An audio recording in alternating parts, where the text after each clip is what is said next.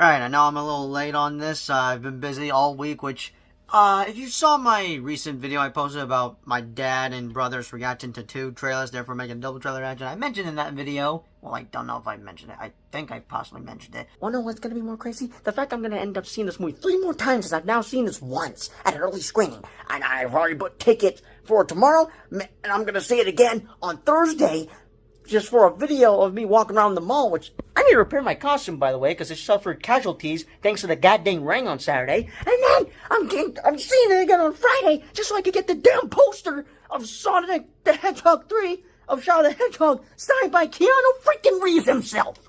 I mentioned that I would possibly record another movie vlog of me walking around the big mall, and I don't know if that video will happen. Well, technically that was supposed to happen today, but today was a bit of a bust because we were a bit busy with errands. But yeah, that wouldn't be much of a movie vlog. I just really wanted to record people's reactions of, oh, Optimus Prime's in the mall. So I guess still stay tuned for a video of that. Just sadly next Sunday, because I'm already booked for whatever I'm doing that involves making videos, or possibly clean up the house, or setting up my shelves so I could put all my Funko Pops. As about how many exactly? About almost 150? I need to recount every pop I have. That most of them are all in my bins. Also, we finally got a couch. Now we just need a TV for the living room. I don't know. I feel like I should be able to do a house tour around October once this place is all complete and everything. We shall see, but back to topic. So yeah, I definitely need to catch up. I did finish rewatching some of the movies as I took notes for not only The Last Night, but also Bumblebee. And then I should probably take notes for Transformers 1. I don't know. I feel like I know what I would like to discuss about for my spoiler review.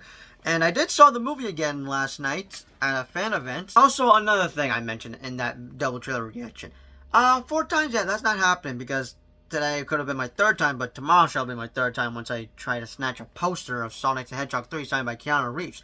But for yesterday, I went through all the trouble just to get this damn thing at the fan event. Sadly, I could not get all 4, but I only got this. And this keychain of Megatron.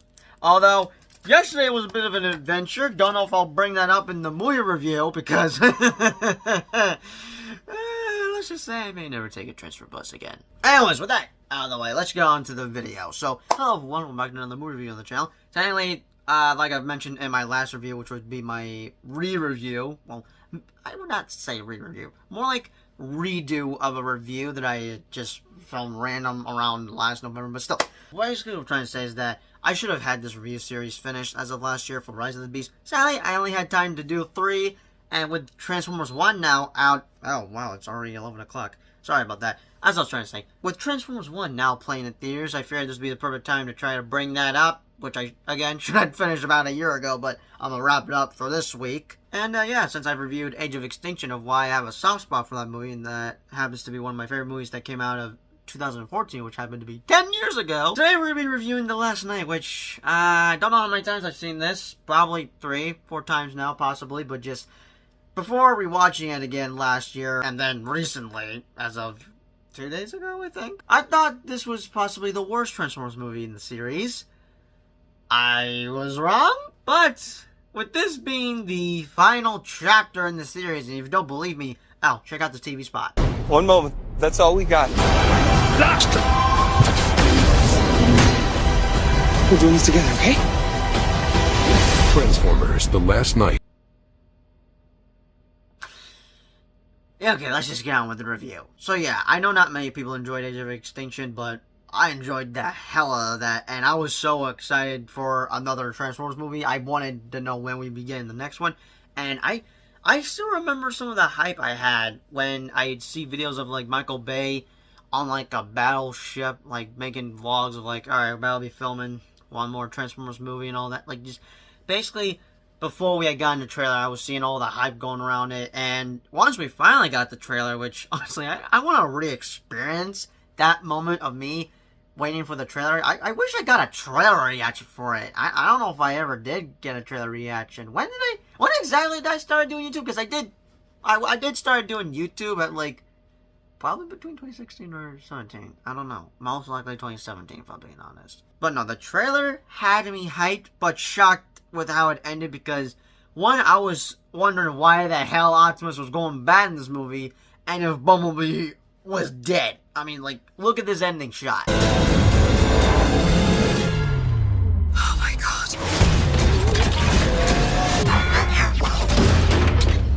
Forgive me.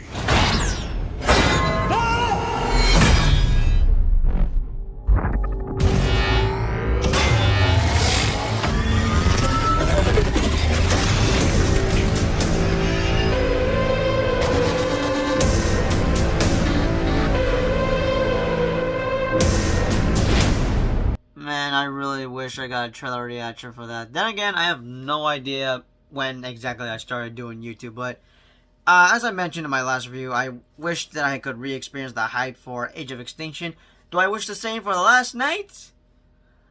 A bit of a yes and a no at the same time.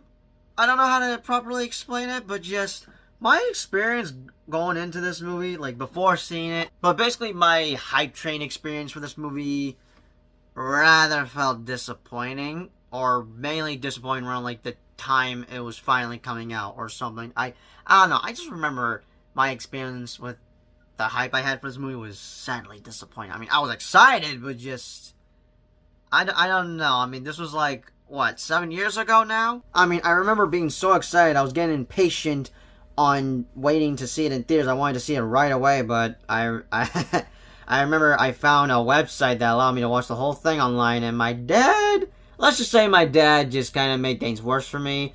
And how did he make things worse for me? I remember my dad just like, okay, we're not going to see it because you just did that, blah, blah, blah. Just, you're not helping, Dad, alright? First off, I was a child. I had a very dumb brain. I did not understand jack squat back then. I do understand a little bit now that I'm a little older, but just most of all, I just was a little kid. I was excited. I couldn't wait any longer. Now I can, because I would rather watch it in theaters instead of on a pirated website. Well, I guess that depends on the movie, on when I can watch on a pirated website. I don't know, but still, best way to see it is in theaters, okay? I mean, I avoided trying to watch Transformers 1 again on a pirated website. Well, I did went to a pirated website just to see how many minutes I missed of the opening scene, and I just stopped right there because I wanted to just see it again in theaters and not watch the whole thing online. So, yeah, I'm willing to see it on the big screen than just watch it on a pirated website. If just, I don't know. I'm back and forth with how I feel about watching a movie on a pirated website. But still, the point is, I would still watch it in theaters than watch it on a pirated website where the quality isn't all that great. But back to topic. So yeah, with that out of the way, that kind of brought me down as a kid. More evidence to why my experience with this movie was rather disappointing. But I did end up seeing this movie in theaters still. But I guess what made it more disappointing was I had kept getting spoiled so many times for this movie because there were spoilers on YouTube, and did I avoid them? Sadly not. I watched some clips, like, so I knew some stuff here and there, like Bumblebee gets his voice back, or Hound shooting at Megatron, or Optimus and Bumblebee defeating Quintessa, whoever the hell she is, who's apparently the maker of the Transformers. Still, basically spoilers ruined it for me.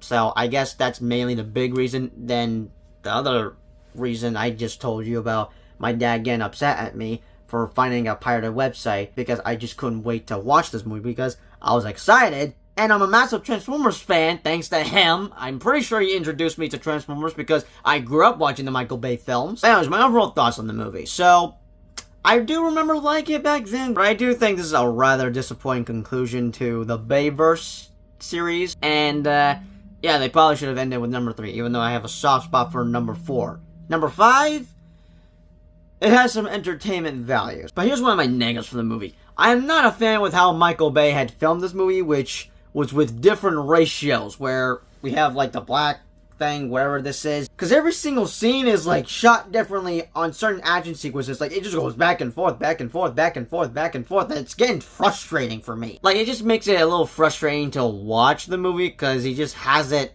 going back and forth and all that. And I'm just like, Michael Bay, what the hell were you doing? Also, you remember my last review, I mentioned that everyone we followed in the original trilogy were dead? I was slightly wrong. General Lennox returns in this movie, so that's a plus. And pretty much most of the characters that I was wrong that half of everyone we followed in the original trilogy were dead. I guess it's just mainly Sam and his girlfriend, ex-girlfriend, along with his parents that were most likely killed off. Everyone else that were, like, part of the military and stuff, no, yeah, they're still living and breathing. Except for Tyree Gibson. He did not return for this movie, which I can stand why, because he was most likely busy filming Fast and Furious 8, because that also came out in 2017. But yeah, I'm happy he returned for this movie, because he was a standout for the original trilogy, along with the sergeant that was in the first 3 films, and surprisingly, Agent Simmons returns as, I don't know, not as a cameo, he doesn't have much screen time in this movie, but yeah, he's back in this movie, so that was a shock for me. Actually, I was spoiled for his return in the movie, I think. No, I was not spoiled. I saw that on the pirated website in the opening scene. And speaking about the opening scene, so before the actual opening scene where we're set in the Dark Ages and everything, the one I'm talking about happens to deal with these random kids that get off a bus and go into the Chicago that is restricted because of what happened in Dark of the Moon. I just thought that was just maybe unnecessary for this mini subplot or whatever. I don't know. I mean, it was cool to see Benjamin Flores Jr. be a part of this movie, along with Isabella Merced's character, who sadly doesn't do much in this movie. She's merely in the first and third act. She's nowhere in the second act. Yeah, she really doesn't do much in this movie, I'm afraid. But yeah, just the opening scene where we follow the kids just going to the Chicago, that didn't serve anything to the movie. I'm overall just mixed about it. But like I mentioned, it's cool to see that Benjamin Flores Jr. got to be in a Transformers movie. Also, I kind of find it funny that Michael Bay rehired the same actor that played Joshua in the last movie, what was his name again? Oh, Stanley Tucci? I'm not even gonna bother pronouncing that. I suck at pronouncing names, but you know the actor that played Joshua in the last movie? Yeah, he's back in this one, but as freaking Merlin. Yeah, I find that funny that Michael Bay brought him back just to play the wizard Merlin. And speaking about Merlin, I'm a little frustrated with the lore they've built for these Transformers movies, and this is something I've now come to realize recently. None of these movies have been faithful to the Transformers canon or lore. Like, I didn't mind the connections they had in the first 4 films, but I thought in here where they just connected to, like, the Dark Ages of King Arthur, the Wizard of Merlin, I thought that was just the last straw for me or something, because, like, the first movie, yeah, they were there before or something. Then the second one, oh no, wait, they were there way earlier. Than the third one, they kind of crash landed on the moon during the War of Cybertron or something. Fourth one, no, they were here like 65 million years ago, killing dinosaurs so they can make their Transformers. Like, this is something I've actually come to realize that, oh wow, I really don't know about Transformers. Just that I grew up watching the Michael Bay films as a kid. Like, I don't know anything about the War of Cybertron, and I've always been curious to know about it, especially with Megatron and Optimus Prime's relationship on how they became mortal enemies. Now, we do get a little bit of that in Transformers 1, but again, I'm saving that for a separate review for Transformers 1. But yeah, the lore they've done with the Transformers, it's just hard to follow up and just like basically what they did here for the last night was just the last straw for me. Like, first, I was fine with. Second, okay, interesting. Third, alright, yeah, I'll let that slide. Fourth, okay, interesting. Now, okay, yeah, no, we're just having the Transformers arrive around the Dark Ages, like, they basically just came back to Earth and went back to Cybertron, like, it's just hard to follow up, and it's probably starting to get me a little frustrated, I guess. Like, this is just the last straw for me, just having it connect to King Arthur and everything else. And I guess I didn't mention this earlier. You know how folks like to say that the trailers were better than the actual movie? Sadly, The Last Night is one of them, because I remember getting super hyped with the trailer of The Last Night, and having to see the movie, the trailer was better than the actual movie itself, unfortunately. At least the movie wasn't as long as the last one, but with this being the final chapter of the Bayverse, this may sound stupid about what I'm gonna say, but I feel like there was just wasted potential for The Last Night, especially if you're gonna end it off at number 5. But most of all, I thought there was wasted potential on Nemesis Prime. And quickly off topic, I chatted with my brother earlier today about his ranking list, and you wanna know what's at his number 5 slot for his ranking of the Transformers movies? The Last Night. Well, he's got Bumblebee at 6. And the reason he's got that at 5 is because of Nemesis Prime. He thought Nemesis Prime was cool, and he liked him. Yeah, I like Nemesis Prime, he's cool and all, but just the dude was completely wasted in this movie. I barely even know much of Nemesis Prime other than that he's supposed to be like this darker half of Optimus Prime, so with like mirror villains for Venom and Spider-Man, or Shazam and Black Adam. I don't know. Like I said, I don't know about the Transformers canon. But if this was meant to be the final chapter of the Bayverse films, why the hell would you have a post-credit scene teasing Unicron as the big bad Thanos for Transformers 6, which we don't even get a 6th movie, but rather a 6th installment of the Transformers series, which so happened to be the Bumblebee movie that we got a year later after the last night? Now, I could say Unicron was wasted, but we did get to see a little bit of him in Rise of the Beast, which that I was surprised about when watching the second trailer for Rise of the Beast. So, yeah, I look forward to see how he shall be the big bad villain for the Transformers rebooted timeline. Also, this may be kind of pointless because some of these characters don't have that much screen time, but I thought these were some of the standout characters for me. But who would be the standout characters? Oh, Squeaks, Cogman, Hot Rod, Bumblebee, and of course Lennox, because like I mentioned, he was a standout for me in the original trilogy. And hell, I might as well include Oddman Burton in this movie, who happens to be the actor that plays Odin in the MCU. He definitely has some funny scenes in this movie, I will say. Also, I do dig Cade Yeager's hairstyle in this movie. Wish I could have that hairstyle, but unfortunately, I got curly, wavy hair now. So, I'm definitely gonna get a haircut and have my hairstyle look more like his hairstyle from Age of Extinction. Or Ryan Reynolds, since I do get compliments that I look like Ryan Reynolds in my TikTok videos. But here's another negative I have for this movie. I feel like that Optimus had a huge absence in this movie. Probably just me thinking that, but I'm more disappointed with how I felt Nemesis Prime was just totally wasted. And like I mentioned, I don't know much. I did do a little bit of research during the time this movie was coming out, but just like he barely has any screen time in this movie. And that's not just him. Same can go for Megatron, who I find it kinda ridiculous that Galvatron just transformed himself into Megatron, but in a different form, of course, because this is what he looked like in the first 3 movies. This is what he is now in the 5th one. But technically he was in the 4th one, but as Galvatron. I don't know whether to have that as a negative, that he just went from Galvatron to Megatron, or he should have just stayed as Galvatron. I mean, so wait, I don't even know who Galvatron is, other than he's supposed to be Megatron reincarnated. I don't know. I really should do my research on the Transformers canon and lore. But I can see why this movie is better than Age of Extinction, as I've heard from other critics on YouTube. But I'm overall mixed with this movie, especially since it was marketed as the final chapter, because I recall seeing that one TV spot saying experience the final chapter on June 27th, 2017. But this is something I've come to learn as I was doing my research for this review. The reason that the Bayverse films had to come to an end was that they were never truly faithful to the Transformers lore and canon. And I know about 3 years ago I made a video talking about how badly I wanted a 6th Transformers movie with Michael Bay coming back and bringing in Shia LaBeouf to team up with Mark Wahlberg for what would be the real final chapter going up against Unicron.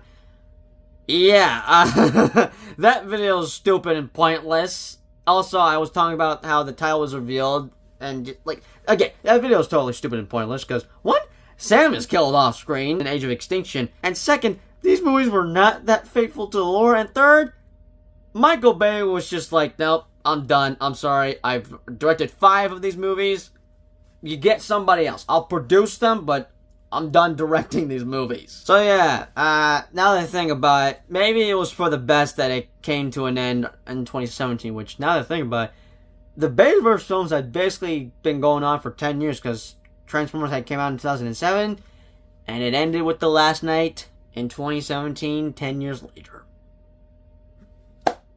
Kind of like it that it went on for 10 years. But yeah, as much as I enjoyed Age of Extinction, as I have a soft spot for that movie, and I found some enjoyment with The Last Night a little bit. Now, not to say this movie is bad.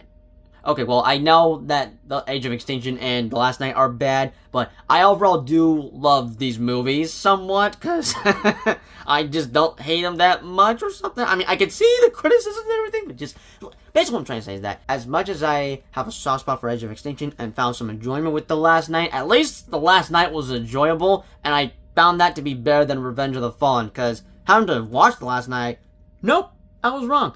Revenge of the Fallen is my least favorite Transformers movie, as I mentioned that in my review for Revenge of the Fallen. But still, back to topic. So, as much as I enjoyed Transformers 4 and found some enjoyment with Transformers 5, it still should have ended with Dark of the Moon, because I thought that was basically a good conclusion to what was supposed to be a trilogy, which, how the hell do we end up getting 4 and 5? You know what? Don't matter. I'm glad that Michael Bay directed all these movies, even though not everyone's a fan of him, and that he basically ruined the brand with The Last Night. Look, I'm not a Michael Bay hater. I guess I just like the fact that he directed all 5. And not only was he the director of all 5, we had the same composer do the music for all 5 films, so that I'm happy with. Also, I'm not sure if I was a fan with how this movie had ended abruptly. Now, technically, that's nothing new, because most of these movies kind of end abruptly. I mean, it happened with 3 and 4 as far as I know, but with 5, it just ends like that? That's how you end the Bayverse? Just like that? Actually, it didn't just end that way. It ended with, Quintessa doing something about Unicron, whether it involves killing him, teaming him up. I don't know. It ended with a post-credit scene, basically, and I'm like, are you kidding me? Why would you have this as the last movie if you're gonna tease something? Don't be teasing off another cliffhanger. Like, come on, man. Now, I know Bumblebee is slightly supposed to be a prequel to the first Transformers film, but one of the producers is always trying to have these movies connect to the Bayverse. Like, they should just leave it be. But I'm glad that they went with a reboot route for Bumblebee and Rise of the Beast, because I want to know more about the Transformers lore and canon. But with Transformers 1 being the first in the planned trilogy, and of course being totally separate to the live-action films, we'll get to explore the relationship between Optimus Prime and Megatron, so that's I look forward to. So y'all better go see Transformers 1, because I need Transformers 2 and 3. And like I mentioned earlier, there was some entertainment value in this movie, despite my major criticism for The Last Night. As I thought this was the worst Transformers movie, I was slightly wrong. I do think it's a disappointing conclusion, but just found it better than Revenge of the Fallen for some reason. But I don't know how many subplots there were in this movie, other than there was one I was kind of interested in. It was that Cade Yeager has a love interest in this movie. I thought that whole subplot was funny. Or one of the funny parts of this movie. Just that whole subplot that he gets a love interest who happens to be a hot British teacher that wasn't a blondie, but is apparently a descendant of Merlin. No, yeah, that was definitely one of the funniest parts about this movie. Just that whole entire subplot that he had a love interest, since his wife had passed away in the last movie when... back to topic! I will say this, not only was the subplot funny, their dynamic was funny. Oh, wait a second, I'm forgetting something very important. Where the hell are Tessa and Shane? Oh, they're fine. Tessa's in college. I don't know about Shane. They're probably married or something. At least they weren't killed off screen like how Sam and the others were. Now, I'll be honest, I barely was paying any attention to this movie, mainly because I was taking notes for this review, and some topics I wanted to talk about. The only thing I paid attention to was the final battle of this movie, which probably is one of my least favorite final battles in the live-action Transformers films. Oh, another thing I'm forgetting to mention, we get a cool Transformer that happens to be a 3-headed dragon. First with dinosaurs, which would be the Dinobots in Age of Extinction. Now a freaking dragon that can transform. Well, technically 12 different knights that transform into a 3-headed dragon. So that's cool. But despite Revenge of the Fallen being my least favorite in the series, and The Last Night being a rather disappointing conclusion, I would rewatch the Bayverse films again. I find enjoyment out of them. I do have a soft spot for Age of Extinction, despite it being bad. But I do think that the best films in the series are the first Transformers films and Dark of the Moon. So yeah, like I mentioned earlier, not only am I happy that Michael Bay directed 5 of these movies, but I'm also happy that Steve Jablisky, if I pronounce his name correctly, composed the music for all 5 films. So yeah, I just like the fact that those two guys did all 5 films together. But just look, this had ups and downs, well, probably mostly downs. I know how everyone feels about the Bayverse films, but I find enjoyment out of them. At least I don't hate them. Just one of them happens to be my least favorite. One of them I think is a disappointing conclusion. One of them I have a soft spot for. And 2 movies that I just consider to be my personal favorites, but I would also say are the best films in the Bayverse. But my rating for the movie, best I can give is a 6 out of 10. So, hey, it was a good run, but now it's time that we move on from the Bayverse. Like we should, because that producer is always saying that, oh, Transformers 1 takes place like 3 billion years before the first Michael Bay film. How about you shut your mouth on trying to connect these movies to the Bayverse? It's dead. Like, as of 7 years ago, we've moved on. It's time that we are focused with the rebooted timeline. Like, can we just finally confirm that that is just a reboot? Honestly, like the rebooted timeline is a reboot. It does not connect to the Bayverse films, even though that the Bumblebee film has some slight elements and connections to the first movie, but just still, it's time that we move on and just, I don't know what word goes with out, like that could go with out with the old, in with the new. Basically, out with the old, which is the Bayverse, and in with the new, which is the rebooted timeline.